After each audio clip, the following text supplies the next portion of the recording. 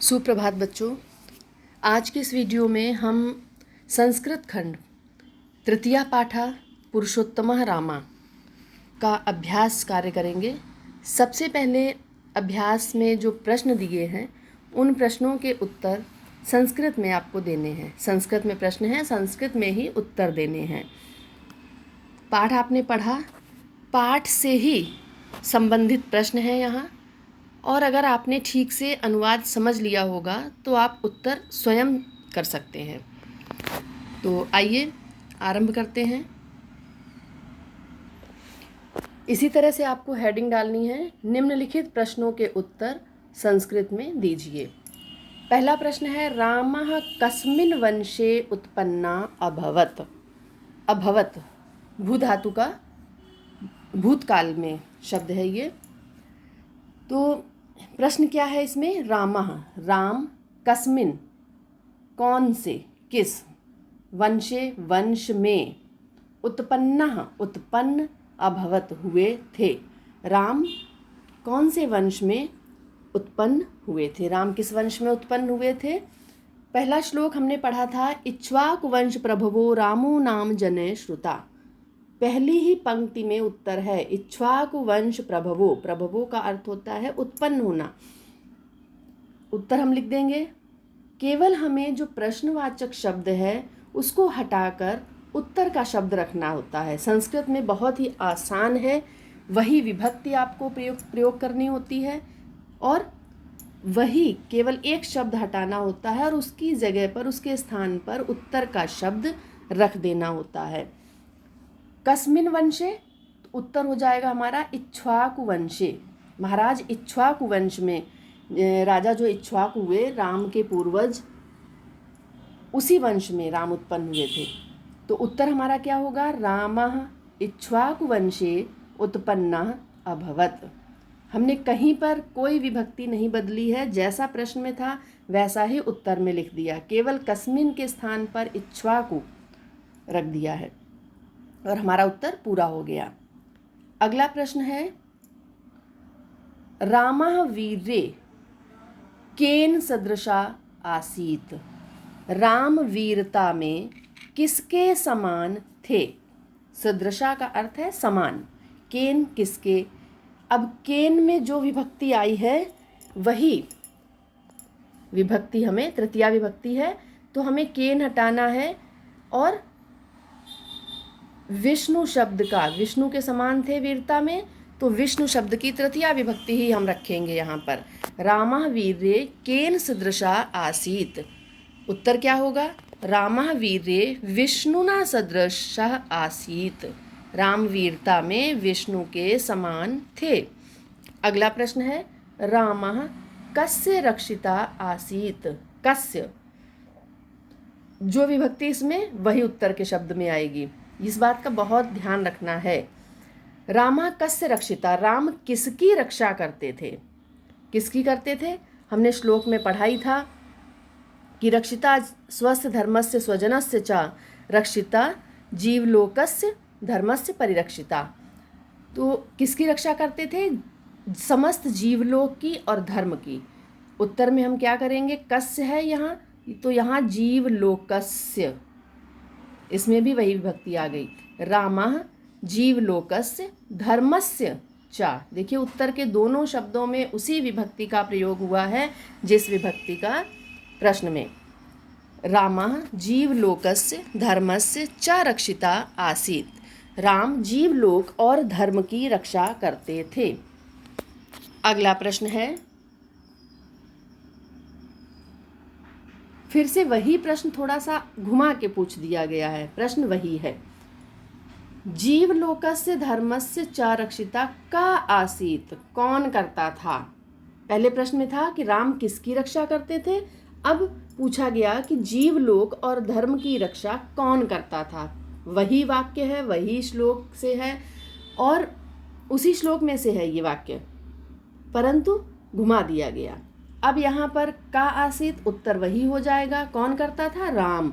रामः, का में प्रथमा विभक्ति लगी है और इसमें भी रामः में भी प्रथमा विभक्ति।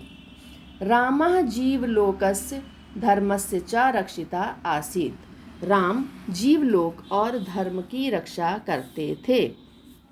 अगला प्रश्न है धनुर्वेदे निष्ठिता का आसीत्। निष्ठिता का अर्थ है पारंगत। धनुर्विद्या में कौन पारंगत था? कौन था पारंगत? हमने पाठ में पढ़ा, राम के लिए कहा गया था।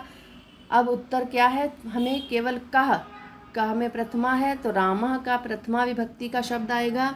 रामः धनुर्वेदे निष्ठिता आसीत्। राम धनुर्विद्या में पारंगत थे। कौन पारंगत था धनुर्विद्या में? राम पारंगत थे। रामः अपकाराणां शतं केन कारणेन न स्मरति। राम दूसरों के किए गए 100 अपकारों को, अगर उनके साथ, हमने श्लोक में पढ़ा था कि कोई उनके साथ एक अगर उपकार कर देता है, एक भलाई का काम करता है, तो वो उसे हमेशा याद रखते हैं। और आत्मशक्ति के कारण अगर उनके साथ कोई 100 बुरे कार्य करता है, 100 अपकार कर देता है, तो वो उसे आत्मशक्ति के कारण, उनका सेल्फ कंट्रोलिंग पावर, जो आत्मनियंत्रण शक्ति है, इस कारण से वो उन अपकारों को नहीं याद करते हैं। श्लोक में कहा भी गया था कदाचित उपकारेण कृतेन एकैन तुष्यति न स्मृत्यपकाराणाम शतम आप्य आत्मशक्तया। आत्मशक्ति के कारण प्रश्न में पूछा गया है कि राम किए गए 100 अपकारों को किस कारण से, केन कारणेन, किस कारण से याद नहीं करते? किस कारण? आत्मशक्ति। तो हमें पूरा उत्तर वही करना है, केवल केन की जगह पर हमें आत्मशक्ति रखना है। तृतीया विभक्ति केन में और तृतीया विभक्ति हमें आत्मशक्ति के तृतीया विभक्ति के रूप, आपको शब्द रूप जरूर याद होने चाहिए। राम के सबसे पहले आपको याद करने हैं, क्योंकि राम के याद कर लेंगे तो जितने अकारांत शब्द होंगे, अ से अंत होने वाले, वो सब एक समान चलेंगे। तो शब्द रूप में सबसे पहले राम के शब्द रूप आप याद करिए। किसी भी दिन हम आपसे एक एक बच्चे से पूछेंगे, ठीक है? राम के साथ साथ आपको धातु रूप, शब्द रूप में राम के, हरि के और भानु के याद करने हैं। और धातु रूप में आपको गम धातु के सबसे पहले याद करने हैं, उसके बाद आगे हम फिर बताएंगे। तो अगला प्रश्न हम देखते हैं, इसका उत्तर क्या हो गया? रामः अपकाराणाम शतम आत्मशक्तया कारणेन न स्मरति। आत्मशक्ति के कारण दूसरों के 100 अपकारों को याद नहीं करते हैं। अगला प्रश्न, रामः कस्याम विद्यायाम निपुणा आसीत्। अभी ऊपर प्रश्न आया था धनुर्विद्या में कौन निपुण था। अब प्रश्न आया कि राम कौन सी विद्या में, किस विद्या में निपुण थे। वही प्रश्न घुमा घुमा के दे रहे हैं। तो कस्याम, कौन सी विद्या में? धनुर्विद्यायाम। वही विभक्ति, वही शब्द एक सा, केवल शब्द बदला है, रूप वही, शब्द रूप जो उसमें वही उसमें। रामः धनुर्विद्यायाम निपुणः आसीत्। राम धनुर्विद्या में निपुण थे। इसके बाद जो आपका यहाँ पर ये 7वां प्रश्न है, लेकिन पुस्तक में आपके 7वां प्रश्न वही होगा जो पहला प्रश्न था, इसलिए 7वां मैंने यहाँ पर छोड़ दिया है। 7वें की जगह 8वें को लिखा है, ठीक है? अब अगला देखते हैं। रामः केन सदृशा प्रियदर्शना आसीत्। केन सदृशा, किसके समान प्रियदर्शी थे? प्रिय देखने वाले किसके समान? संसार में कौन सबसे अधिक प्रिय देखता है? साधु, जो साधु स्वभाव के होते हैं, सज्जन, वही प्रियदर्शी होते हैं। तो हमें बताना है किसके समान? रामः साधुना सदृशा प्रियदर्शना आसीत्। राम साधु के समान प्रियदर्शी थे। अगला, रामः गांभीर्ये, गंभीरता में कीदृशा आसीत्। किसके समान थे? उत्तर है रामः गांभीर्ये समुद्रे सदृशा आसीत्। गंभीरता में समुद्र के समान। गंभीरता का अर्थ क्या है? कि जैसे समुद्र, उसमें कितना भी आप कुछ भी फेंकिए, कभी समुद्र को जल्दी क्रोध नहीं आता है, वो अपना काम किए रहता, अपना स्वभाव नहीं बदलता। वैसे ही राम का स्वभाव, कोई उनके साथ चाहे जितना जैसा भी व्यवहार करे, बुरा भला, वो समभाव से रहते हैं, समुद्र के समान गंभीर रहते हैं विचारों में। तो ये आपके अभ्यास कार्य में प्रश्न दिए गए थे, उनके उत्तर हैं। अब इसके बाद हम दिए गए हिंदी वाक्यों का संस्कृत में अनुवाद करेंगे। अभ्यास में कुछ वाक्य दिए हैं हिंदी में, उनका संस्कृत में अनुवाद करना है, ट्रांसलेट करना है। तो आइए देख लेते हैं। इस तरह से आप हेडिंग डाल लेंगे, निम्नलिखित वाक्यों का संस्कृत में अनुवाद कीजिए। पहला वाक्य है, राम बड़े धैर्यवान थे। धैर्यवान के लिए पहले श्लोक में शब्द आया है धृतिमान। तो रामः धृतिमान अस्ति, रामः धृतिमान आसीत, रामः धृतिमान आसीत। राम धैर्यवान थे, बड़े धैर्यवान थे। तो बड़े के लिए यहाँ कोई अलग से शब्द नहीं जोड़ना है, उसी में आ गया ये।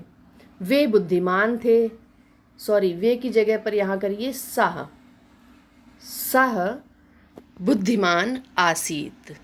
न में हलंत धृतिमान में भी लगा है और बुद्धिमान में भी। सह बुद्धिमान आसीत, राम की जगह वे सर्वनाम शब्द आ गया और वे को संस्कृत में सह बोलते हैं। अगला है, वे लोकों के रक्षक थे। स लोकानाम परिरक्षिता आसीत। स लोकानाम लोकों के, परिरक्षिता रक्षक, आसीत थे। अगला वाक्य है, वे दूसरों का कल्याण करते थे। वे की संस्कृत क्या है? सह। दूसरों के लिए परेशान, कल्याण की संस्कृत है कल्याणम, और करोति स्म, वे दूसरों का कल्याण करते थे। सह परेशान कल्याणम करोति स्म। राम का जन्म इक्ष्वाकु वंश में हुआ था। रामस्य जन्मः इक्ष्वाकु वंशे अभवत्। रामस्य जन्मः इक्ष्वाकु वंशे अभवत्। अगला, वे धनुर्विद्या में निपुण थे। वे सह धनुर्विद्यायां निपुणः आसीत्। सह धनुर्विद्यायां निपुणः आसीत्। अगला है, राम मर्यादा पुरुषोत्तम थे। रामः मर्यादा पुरुषोत्तमः आसीत्। रामः मर्यादा पुरुषोत्तमः आसीत्। ये 7 वाक्य दिए गए थे आपके अभ्यास कार्य में। इनका अनुवाद यहाँ बता दिया गया है, इसे आप लिख लीजिए। अगला प्रश्न दिया है, शब्द दिए, उनका संधि विच्छेद करना है। 5 शब्द दिए गए हैं, उनका संधि विच्छेद करना है। नियत आत्मा, नियत आत्मा। संस्कृत शब्दों को अगर आप ठीक से पढ़ेंगे तो बोलने में ही विच्छेद हो जाता है। जैसे आप बोलेंगे ठीक से तो संधि विच्छेद वैसे ही हो जाता है। नियत आत्मा, नियत धन आत्मा। अगर संधि का नाम पूछा जाए इसमें तो ता में आ मिला है, आ और आ मिलाकर दीर्घ संधि हो जाएगी। ये दोनों तरफ आ है, स्वर समान स्वर आए हैं तो दीर्घ संधि हो जाएगी। अगला है विशालाक्षः। तो यहाँ पर भी विशाल अक्षः, अ ला में जब हम इसको अलग करेंगे तो ला और आ, तब ये ला पूरा हुआ। तो आ इधर से आया और ये आ, दोनों मिलाकर ये आ की मात्रा, बड़े आ की, यहाँ पर भी दीर्घ संधि है। विपुलांशः, यहाँ भी वही है, विपुल अंशः। ला में आ मिला है, आ और आ मिलकर ये दीर्घ आ हो गया। दीर्घ आ, यहाँ पर भी दोनों आ समान स्वर आए हैं तो हो गया दीर्घ संधि। न उत्तरम, यहाँ क्या है? नोत्तरम दिया है शब्द। तो न में आ और उ दोनों मिलाकर ये क्या हो गया? ओ बन गया। ये यहाँ पर आ और उ, आ के बाद उ आए तो ओ बन जाता है, ये गुण संधि है। इसके बाद शब्द है साधुर दीनात्मा। इसमें 3 शब्द मिले हैं, साधु दीन आत्मा। अब इसमें अगर संधि का नाम बताना हो तो साधु दीन एक हो जाएगा और आत्मा दीर्घ संधि हो जाएगी। ये कुछ शब्द दिए गए थे, इनका विच्छेद बता दिया गया है, इसे कॉपी में कर लीजिए। अगला प्रश्न है, राम शब्द के चतुर्थी और पंचमी विभक्ति के रूप बताने हैं। तो राम के सारे शब्द रूप आपको याद करने, सभी विभक्तियों के। चतुर्थी पंचमी के हमने यहाँ बता दिए हैं। चतुर्थी में एक वचन में आएगा रामाय, द्विवचन में रामाभ्याम और बहुवचन में रामेभ्यः। तृतीया, चतुर्थी और पंचमी विभक्ति के शब्द रूप द्विवचन और बहुवचन में लगभग समान होते हैं। पंचमी में रामात, रामाभ्याम, रामेभ्यः। तो इतना ये काम आपको करना है और जहाँ कहीं भी कोई समस्या हो उसे पूछ सकते हैं। धन्यवाद।